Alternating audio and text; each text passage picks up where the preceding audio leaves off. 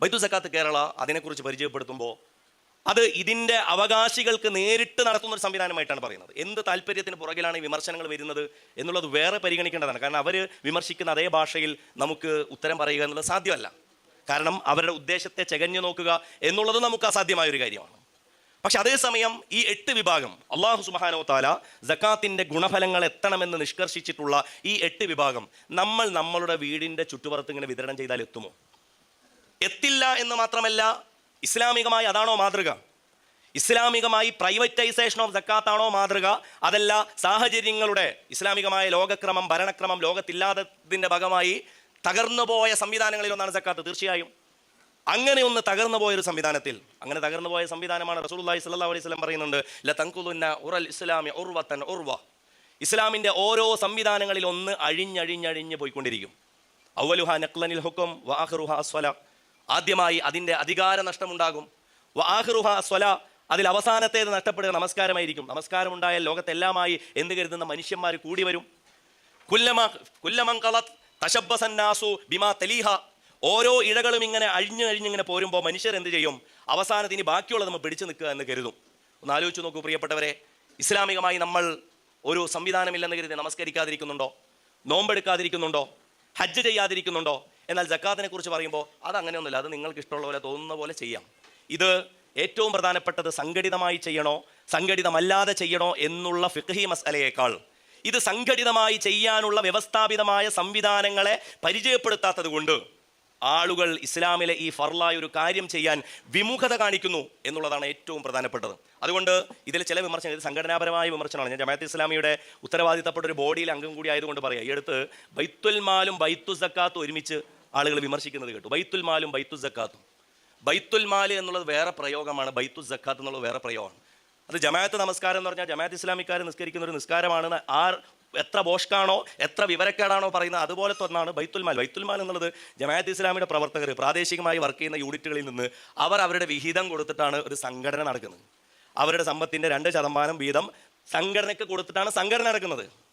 ബൈത്തു സക്കാത്ത് എന്നുള്ളത് നമ്മൾ കേരളത്തിൽ അഭ്യുതകാംക്ഷികളായ മനുഷ്യരുടെ സഹായത്തോടു കൂടിയും കേരള മുസ്ലിങ്ങളുടെ സക്കാത്ത് എന്ന് പറയുന്ന ഒരു സംവിധാനം നടക്കുന്നതിന് വേണ്ടി അതിന് രൂപീകരിച്ച ഒരു NGOയുടെ പേരാണ്. അത് പബ്ലിക് റിലീജിയസ് ആക്ട് പ്രകാരം രജിസ്റ്റർ ചെയ്ത് പ്രവർത്തിക്കുന്ന ഒരു ബോഡിയാണ്. 1800-ലധികം പ്രാദേശിക കോർഡിനേറ്റർമാർ അതിനോടൊപ്പം അണിചേർന്ന് അത് സമാഹരിക്കുകയും വിതരണം ചെയ്യുകയും ചെയ്യുന്ന ഒരു സംവിധാനമാണ്.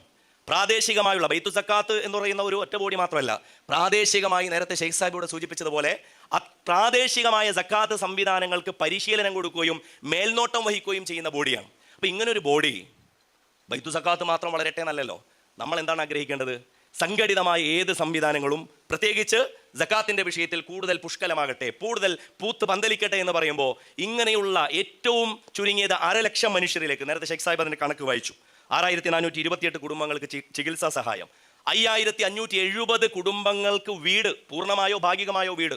ഈ കഴിഞ്ഞ വർഷം 450 വീടുകളാണ്. അതായത് ഒരു ദിവസം ഒരു വീടിനേക്കാൾ അധികം വളരെ ചുരുങ്ങിയ മനുഷ്യർ ഈ ബൈത്തു സക്കാത്ത് കേരളയുടെ ഭാഗമായി ഇതിൽ സഹകരിച്ചപ്പോൾ നമുക്ക് നടത്താൻ പറ്റിയെങ്കിൽ നിങ്ങളൊന്ന് ആലോചിച്ച് നോക്കൂ. കേരള മുസ്ലിങ്ങളിൽ നിന്ന് സമാഹരിക്കേണ്ടതിൻ്റെ തുകയുടെ എത്രയോ കുറഞ്ഞൊരംശമാണ് ബൈത്തു സക്കാത്ത് കേരള പോലെയുള്ള സംവിധാനത്തിന് ലഭിക്കുന്നത്.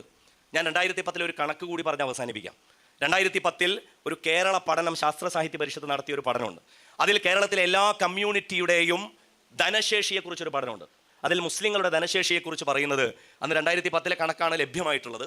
കേരള സമൂഹത്തിൽ ഒരു വർഷം സമ്പദ് വ്യവസ്ഥയിലേക്ക് വരുന്ന മൂല്യപ്രേഷണം, അതായത് റെമിറ്റൻസ് എന്ന് നമ്മൾ ഇംഗ്ലീഷിൽ പറയുന്ന സമ്പദ് വ്യവസ്ഥയിലേക്കുള്ള ഫ്ലോ, അതല്ലെങ്കിൽ റെമിറ്റൻസ് 30,000 കോടി രൂപയാണ്. ഈ 30,000 കോടി രൂപയിൽ 56% മുസ്ലിങ്ങളുടെ സംഭാവനയാണ്. മുസ്ലിങ്ങളുടെ സംഭാവന എന്നുള്ളതിനേക്കാൾ മുസ്ലിങ്ങൾ വഴി വരുന്നതാണ്. അതായത് 16,800 കോടി രൂപ. അതുപോലെ തന്നെ കേരള മുസ്ലിങ്ങളിൽ സർക്കാർ സംവിധാനങ്ങളിൽ നിന്ന് ശമ്പളം വാങ്ങിക്കുന്നവർ 11.5% ആളുകളാണ്, ഏകദേശം 700 കോടി രൂപ. അതുപോലെ തന്നെ കച്ചവടത്തിൽ നിന്ന്, വ്യവസായത്തിൽ നിന്ന്, കൃഷിയിൽ നിന്ന്, ഇതൊക്കെ എടുത്തുകൊണ്ട് അന്ന് 46,500 കോടി രൂപയുടെ സക്കാത്ത് അന്ന് 2010 46,500 കോടി രൂപയുടെ സക്കാത്ത് കൊടുക്കാൻ പറ്റുന്ന ഒരു കൊല്ലത്തെ വരുമാനം മുസ്ലിം സമൂഹത്തിനുണ്ട്. അത് ടാക്സിനും മറ്റ് ജീവിത വൃത്തികൾക്കും വേണ്ടി അതിൻ്റെ പകുതി മാറ്റി വെച്ചാൽ തന്നെ, ഇത് 2010 കണക്കാണ്. 2025 നമ്മളുള്ളത്. ഒരു ഇൻഫ്ലേഷണറി എക്കോണമിയിലാണ് നമ്മൾ ജീവിക്കുന്നത്. ഒരാളുടെ പർച്ചേസിംഗ് പവർ തന്നെ 1,00,000 വെച്ച് നോക്കുമ്പോൾ അടുത്ത കൊല്ലത്തുമ്പോൾ 1,07,500 1,08,000 ആകുന്ന ഒരു സമൂഹത്തിൽ നമ്മളുള്ളത്. അങ്ങനെ നോക്കിയാൽ ഇന്ന് അന്നത്തെ 46,500 കോടി ഏറ്റവും ചുരുങ്ങിയത് ഇന്ന് 75,000 കോടി രൂപയാണ്. ഈ 75,000 കോടി രൂപ കോമ്പൗണ്ടിംഗ് ഒക്കെ വെച്ച് നോക്കുമ്പോൾ അതിനേക്കാൾ കൂടുതൽ വരും. ഇതിൻ്റെ സക്കാത്ത് നേരത്തെ ഷെയ്ഖ് സാഹിബുടെ പദ്ധതിയുടെ ഭാഗമായി വിശദീകരിച്ച ഒരു ദിവസം ഒരു വീട്, അതല്ലെങ്കിൽ ചികിത്സാ സഹായം, സാമ്പത്തികമായി പിന്നാക്കം നിൽക്കുന്നവരുടെ വിദ്യാഭ്യാസം അടക്കമുള്ള സ്കോളർഷിപ്പ് അടക്കമുള്ള കാര്യങ്ങൾക്ക് നമ്മളുടെ സംഘടിതമായ സംവിധാനങ്ങൾ നമ്മുടെ മഹല്ലുകൾ കേന്ദ്രീകരിച്ച്, ഇനി സംഘടനകൾ കേന്ദ്രീകരിച്ചാണെങ്കിൽ തന്നെയും അതിനൊരു കൃത്യമായ റേഡിയസ് ഉണ്ടെങ്കിൽ അങ്ങനെ ഈ ഒരു ഫർള് നിർവഹിക്കുന്നതിൽ മുസ്ലിം സമുദായത്തെ സഹായിക്കുന്നതിൽ എന്താണ് തെറ്റുള്ളത് എന്ന് ചോദിക്കേണ്ടതിന് പകരം ഇത് നശിപ്പിക്കാൻ എന്തിനാണ് നിങ്ങൾ ശ്രമിക്കുന്നത് എന്ന് വരെ നമുക്ക് ചോദിക്കേണ്ടുന്ന അവസ്ഥയിലേക്ക് ഇത് എത്തുന്നു എന്നുള്ളതാണ് ഈ കഴിഞ്ഞ ആഴ്ചകളിലെ ചർച്ചകൾ കേരളത്തിൽ നമ്മൾ കേൾക്കുമ്പോൾ കാണുന്നത്. ഇത് ചർച്ചക്കെടുത്തുള്ള ചില ചാനലുകളാണ്. അപ്പോൾ നമുക്ക് തോന്നും കേരള മുസ്ലിങ്ങൾക്കിടയിൽ ഇത് വ്യക്തിയാണോ കൊടുക്കേണ്ടത് സക്കാത്ത്, സംഘടനയാണ് കൊടുക്കേണ്ടത് എന്നുള്ള മസാല പൂർത്തീകരിക്കാൻ വേണ്ടിയിട്ട് ഈ ചാനലുകൾ വന്നിട്ട് ചർച്ച നടത്തേണ്ടത് തോന്നും. അങ്ങനെയാണോ പ്രിയപ്പെട്ടവരല്ലല്ലോ. ഇവർക്ക് അവരുടെ വെസ്റ്റഡ് ഇൻട്രസ്റ്റുകളുണ്ട്, ഇവർക്ക് അവരുടെ സ്ഥാപിത താല്പര്യങ്ങളുണ്ട്. ഈ താല്പര്യങ്ങളെ, കേരള മുസ്ലിങ്ങൾക്കിടയിലുള്ള ഫിഖ്ഹി പ്രശ്നങ്ങളെ ഇസ്ലാമികമായ ഒരു ആരാധനയുടെ കടക്കൽ കത്തിവെക്കുന്ന ഒരു തീരുമാനത്തിലേക്ക് എത്തിക്കുന്ന രീതിയിലേക്ക് എത്തുന്നുണ്ട് എങ്കിൽ അതിൽ ബുദ്ധിപൂർവം ഈ വിഷയത്തെ സമീപിക്കേണ്ടത് ഓരോ വിശ്വാസിയുടെയും ബാധ്യതയാണ്.